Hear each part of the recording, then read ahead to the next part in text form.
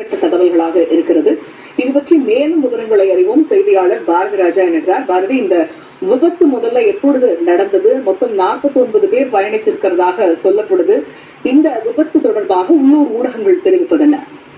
கண்டிப்பாக இந்த விபத்து இன்று காலை தான் நடந்திருக்கிறது. AN-24 வகை விமானம் டிண்டா விமான நிலையத்திற்கு வருவதற்கு முன்பாக இந்த விபத்தானது நடந்திருப்பதாக கூறப்படுகிறது. ஆனால் தற்போது நமக்கு கிடைத்திருக்கும் தகவலின்படி இது அந்த டிண்டா விமான நிலையத்தில் தரையிறங்குவதற்காக கட்டுப்பாட்டு அறையை தொடர்பு கொண்டு அனுமதி கேட்டிருக்கிறது.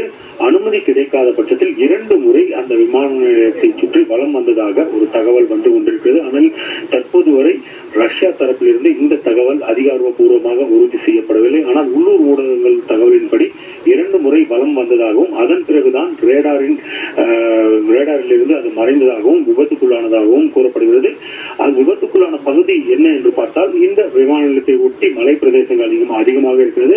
அடர்ந்த வனப்பகுதியில், மலை பிரதேசத்தில் இருக்கும் அடர்ந்த வனப்பகுதியில் இந்த விமானம் விழுந்து விபத்துக்குள்ளாகி இருக்கிறது. இதனால் தான் அதில் பயணித்த அனைவருமே உயிர் பிழைத்திருக்க வாய்ப்பில்லை என உள்ளூர் செய்தி நிறுவனங்கள் கூறுகின்றன.